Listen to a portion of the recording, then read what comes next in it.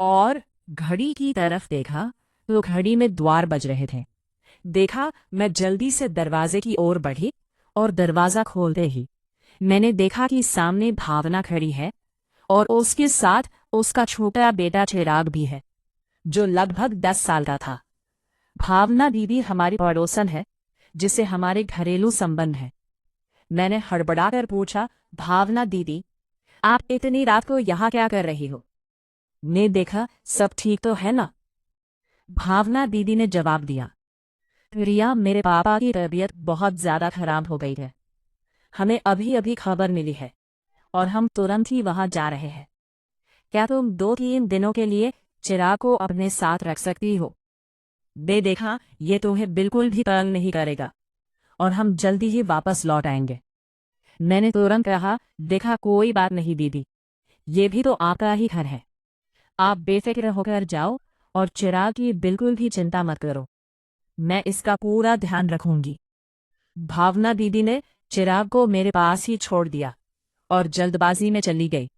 मैंने दरवाज़ा बंद कर लिया और चिराग को लेकर अंदर आ गई। मैंने चिराग के लिए टीवी ऑन कर दिया और उससे पूछा, चिराग, क्या तुमने खाना खाया है? दे देखा। वो बोला, नहीं आंटी, अभी नहीं खाया है। मैंने मुस्कुराते हुए कहा, अच्छा, तुम तब तक टीवी देखो, मैं अभी तुम्हारे लिए खाना लेकर आती हूँ।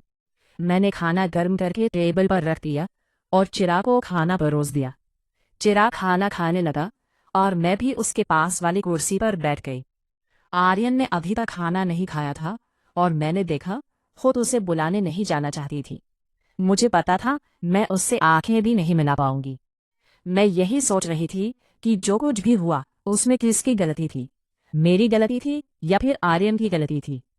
कुछ देर बाद मैंने आर्यन के कदमों की आहट सुनी और इसके कदमों की आहट सुनकर मैं अपने विचारों से बाहर आ गई।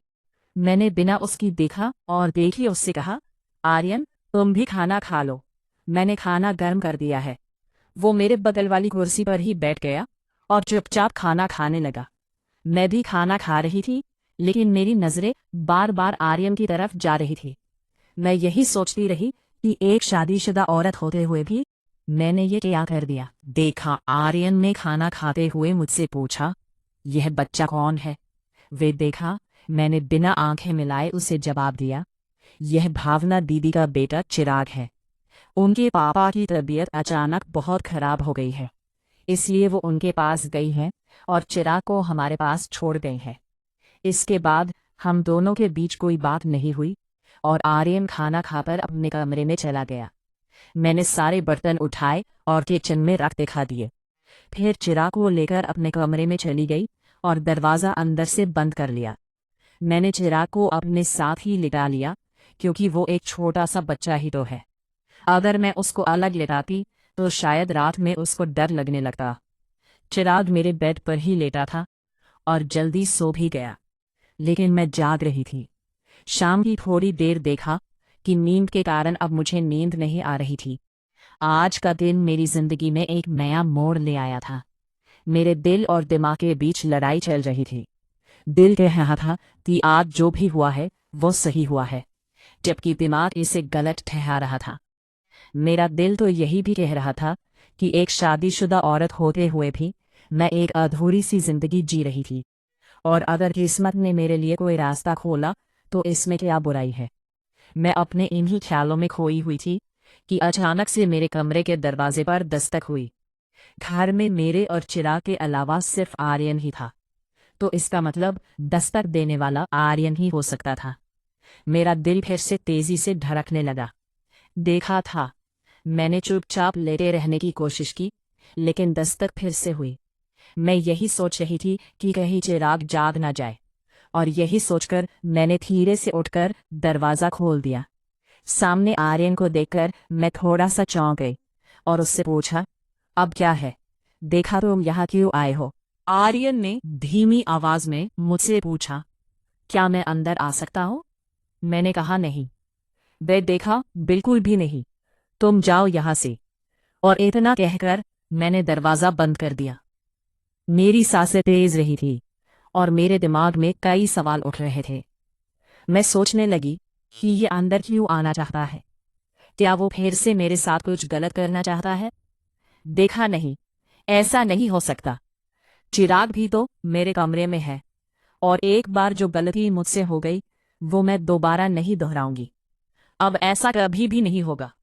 लेकिन तभी मेरे दिल के कोने से एक आवाज आई, तो क्या हुआ अगर ऐसा हो भी गया? देखा, आखिरकार सबकी जिंदगी में ऐसे मौके आते हैं। अब जब एक बार सब कुछ हो ही चुका है, तो अगर दोबारा भी हो जाए तो क्या फर्क पड़ जाएगा? देखा, पिछले कई सालों से तुमने अपने आप को रोक कर रखा है, और अब जब मौका मिला है तो इसे गंवाना ठीक नहीं है। जिंदगी ऐसे मौके बार बार नहीं देती। मैं बिस्तर पर बैठी इन्हीं ख्यालों में डूब चुकी थी कि अगर मौका मिला है तो क्या इसे छोड़ देना चाहिए। देखा, आर्यन तो अभी जवान है, उसकी जिंदगी में तो ऐसे मौके और भी आएंगे, लेकिन मेरे लिए, मेरे पास तो बस ये एक ही मौका है। क्या मुझे अपनी जिंदगी जीने का हक नहीं है? देखा, मैं इन्हीं विचारों में उलझी हुई थी। मेरे दिल और दिमाग के बीच जंग हो रही थी। आखिरकार मेरे मन की आवाज ने मेरे दिल की आवाज पर जीत हासिल कर ली। मुझे आर्यन के प्रति अपने पिछले व्यवहार के बारे में सोचकर अफसोस सा होने लगा। मैंने उसे बहुत ही गुस्से से अपने कमरे से भगाया था, और इस बात देखा मुझे बहुत ही दुख दे देखा रहा था।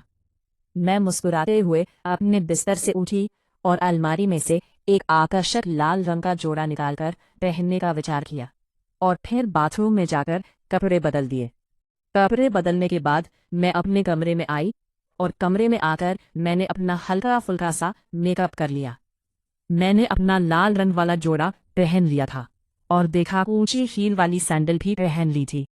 मैं बहुत ही सुंदर लग रही थी, और मैं यह सोचकर मुस्कुरा रही थी कि अगर आर्यन मुझसे नाराज भी हो गया होगा तो वो मुझे इस तरह देखकर बहुत ही खुश हो जाएगा।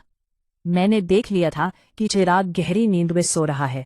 मैंने धीरे से अपने कमरे की लाइट बंद कर दी, और दरवाज़ा बंद कर बहुत असहज महसूस हो रहा था, लेकिन एक अजीब सा आकर्षण भी महसूस हो रहा था। मैंने धीरे से कहा, कोई हमें देख ना ले।